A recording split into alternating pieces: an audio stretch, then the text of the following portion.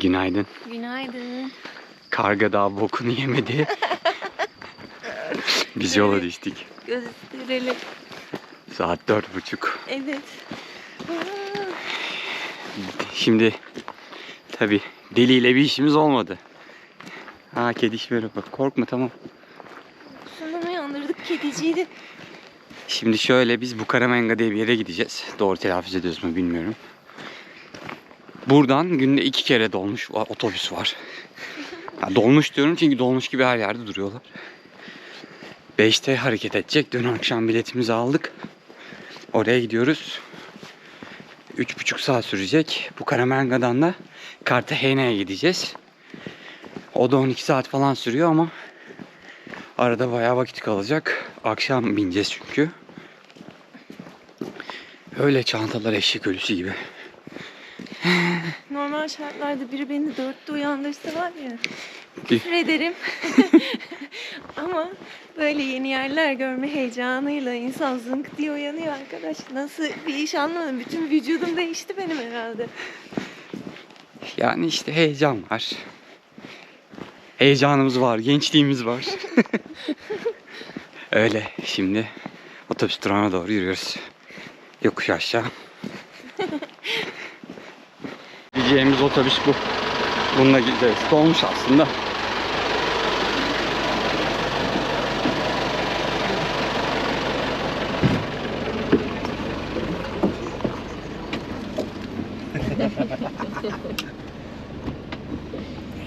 Sence ne oldu? Kaçtı. Seyran dolmuşlarından selam olsun. Diskoda gibiyiz hale bak. Mor ışık. Ankara özlemini böyle gideriyoruz. Yolculuk başlayacak. Kolay bir yolculuk olmayacak. Umarım dedikleri kadar 3 saat mi demişlerdi? 3,5 saat galiba. 3,5 saat sürsün ne olur. Korkuyorum otobüse binmekten burada. O zaman bize iyi yolculuklar. Adios amigos.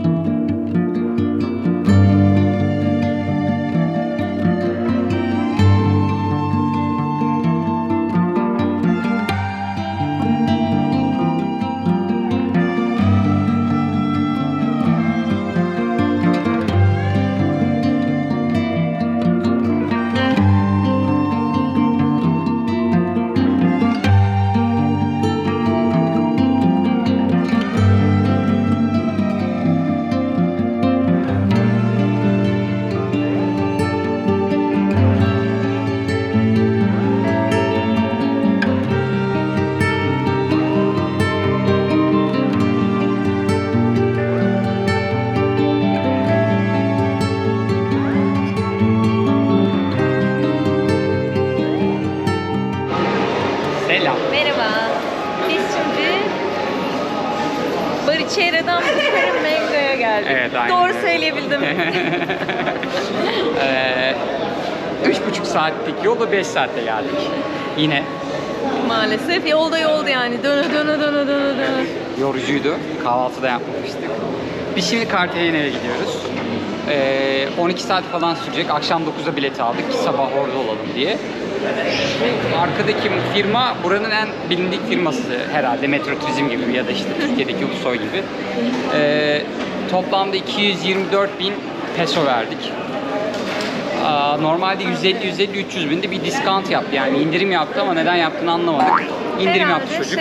Vergi falan turist çünkü Olabilir. bizim şeyimize, pasaportlarımıza falan Evet, baktılar. pasaporttan. Onu düşmüş olabilirler.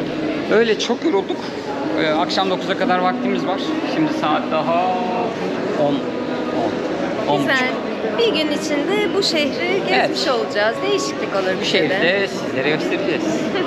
Bucaramanga'dan Bucaramanga'dan. selamlar. Bakın dolmuşa bindik şehir merkezine gitmek için. Araya böyle bir paravan koymuşlar. Şu aradan parayı uzatıyorsunuz. şoför de size parayı geri veriyor. Bizim dolmuşlar gibi değil.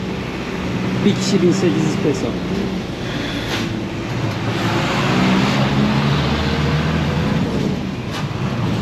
Katil gibi kullanıyor arabayı. Sevim koş, katil geldi.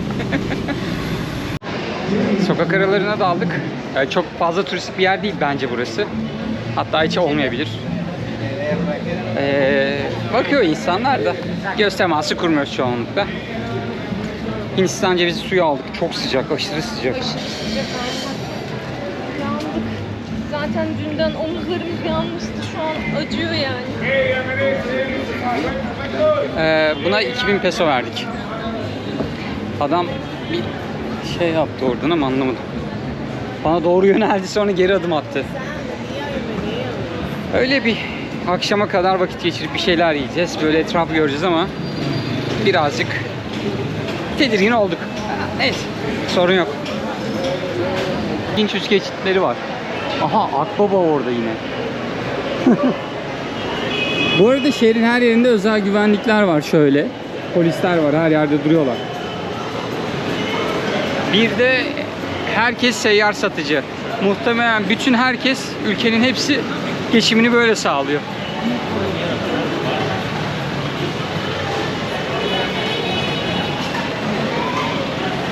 Pazarda geziyoruz hala. Bisiklet yolu var ama bisiklet yoluna her şeyi koymuşlar. Tezgahlarını kurmuşlar. Yani her yerde polis var. Her yerde. İstisnasız. Çok evsiz de var. Burada ilk defa, yani Bogota'da yoktu. Diğer Baricheira'da, San Gil'de hiçbir yerde yoktu.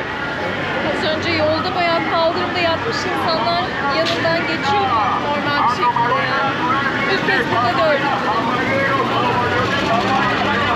Yani Bogota'da kameraya dönüp bir kişi bakıyorsa burada bakmayan bir kişi var.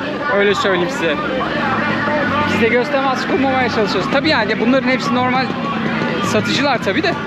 Ama bazıları çok çok rahatsız edici şekilde bakıyor.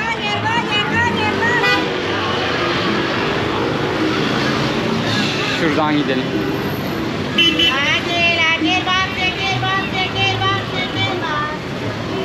Bu arada burası meyveci. Meyvecilerin pazarı.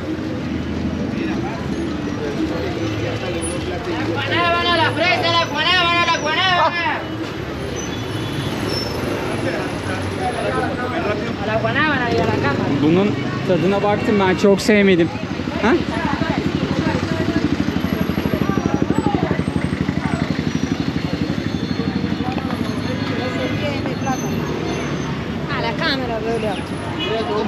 Her şey şey.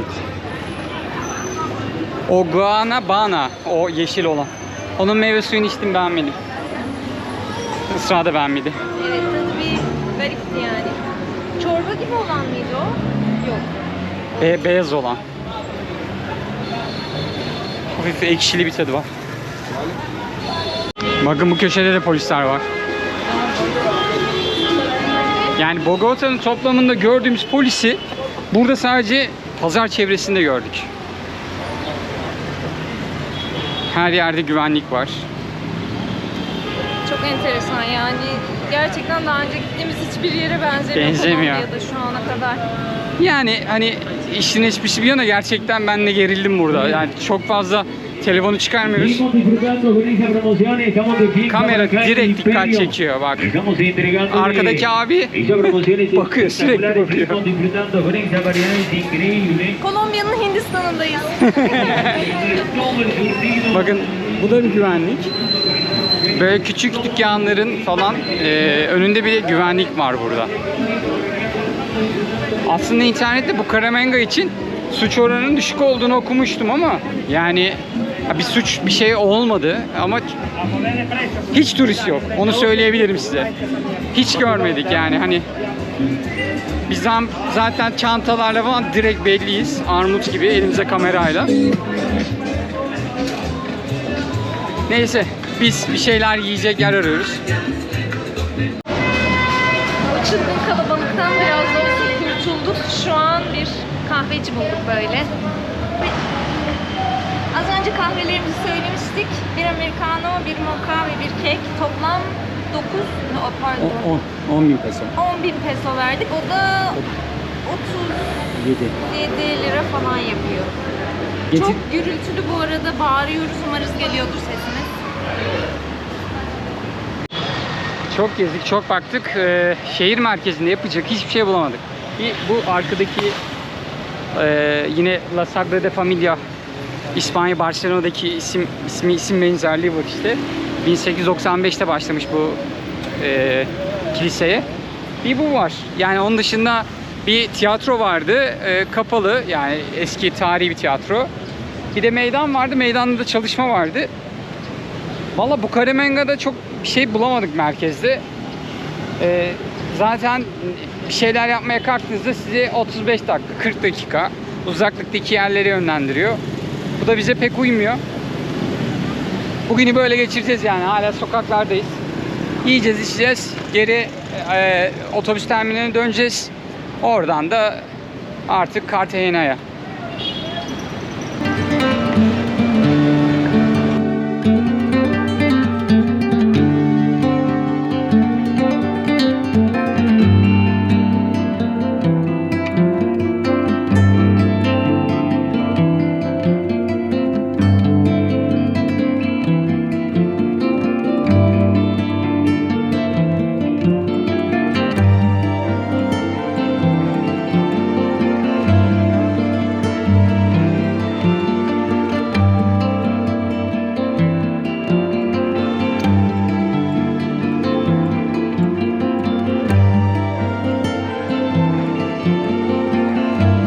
Dün Bariçeira'da şöyle bir enstantane yaşadık, onu paylaşacaktık size. Çok yorulduk, güneş çarptı, kaldırıma oturduk. Aa evet. Sonra bir jip yanaştı, biz de jip gelince kalktık gittik köşeye. Hatta biraz bak gidecek yer mi yoktu, geldi buraya park etti falan diye böyle atarlandık kendi aramızda. Evet, sonra o adam köşede geldi, bize İspanyolca konuştu. Dedik konuşamıyoruz, özür dileriz. Sonra adam İngilizce dedi ki, sen söyle. Dedi ki sizin için yapabileceğim herhangi bir şey var mı? İyi misiniz? Bir şeye ihtiyacınız var mı? O kadar utandık ki böyle.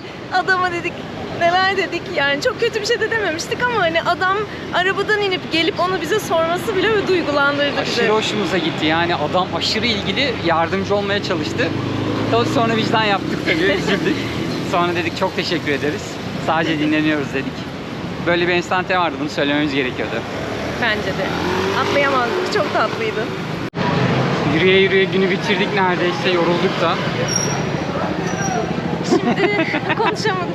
Şimdi terminale döneceğiz. Daha aslında 4 saat mi var, 5 saat Evet. mi var ama yapacak hiçbir şey kalmadı. Tamam. Deneyelim dedik.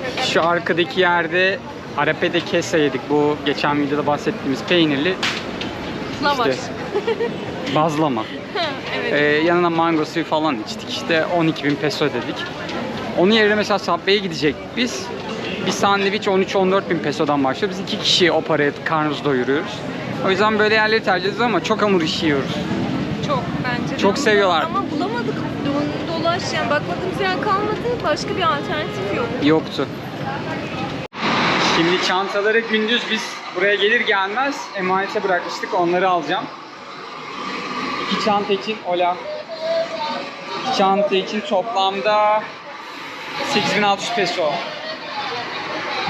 ¿Permite el documento? No, just this. No, pero para verificar que es suyo. Sorry. Don't understand. Pasaporte? Sí. Uno momento. Pasaport istediler, onu alıp geleceğim. Pasaportu aldım geldim. Çantalar da geldi. Aquí.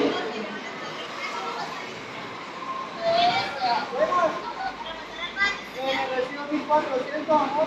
1.400. 100 euros por persona. Aquí. Sí. Muchas gracias. Çantaları alıyorum.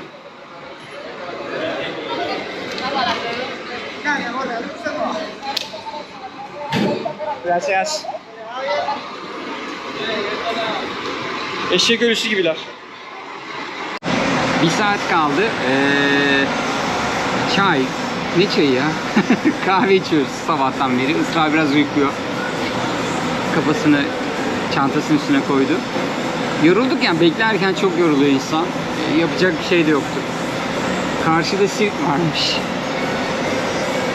Işıkları yanan yer sirk. Acaba dedik oraya mı gitseydik? Bekliyoruz son bir saat. Sonra 12-13 saat yol. Biraz yorucu olacak. Bu arada Cartagena'da bir tane yine Couchsurfing'den birini bulduk. Oscar diye birisi. Hostel işletiyormuş. Biz 2 kişiyiz. Normalde bir kişiyi ağırlıyor. İkinci kişiye 30.000 peso. Biz Bogota'da 35.000 pesoya kaldık kişi başı. Cartagena daha turistik bir nokta. Orada 30.000 peso bence iyi dedik. Yani ikimiz toplamda 30.000 peso ödeyeceğiz. Şimdi o bekliyor bizi. Yarın büyük ihtimalle onun hosteline geçeceğiz. Durum böyle. Birazdan yani bir saate kadar otobüse bineceğiz. Sonra da gideceğiz. Yani Bucaramanga'yı hiç sevmedik. Hiç yani. Hani Baricheira'ya bayıldık, Bogota'ya bayıldık. Yani Bogota falan çok güzel şehir. Ama Bucaramanga'yı hiç sevmedik. Gerçekten hani kaç şehir? 3. şehrimiz buradaki. Yani şu an altta Cartagena zaten çok turistik bir yer. Orası da bence buradan kesin iyidir. Burada bir şeyler eksik böyle yani hani zamanımız olmasa vazgeçsek iyi olurmuş. Merak da ettik bir yandan. Öyle. Otobüse bindik. Çantaları teslim ettik. Bekliyoruz. Israr. Bakın bu yatak oluyor şöyle. Şuradan bastırıyorsun buna. Bu böyle kalkıyor. Otobüs rahat. Otobüs rahat, uyuyarak gideceğiz, yatarak gideceğiz. O zaman Cartagena'da görüşürüz. Bucaramanga'dan bu kadardı.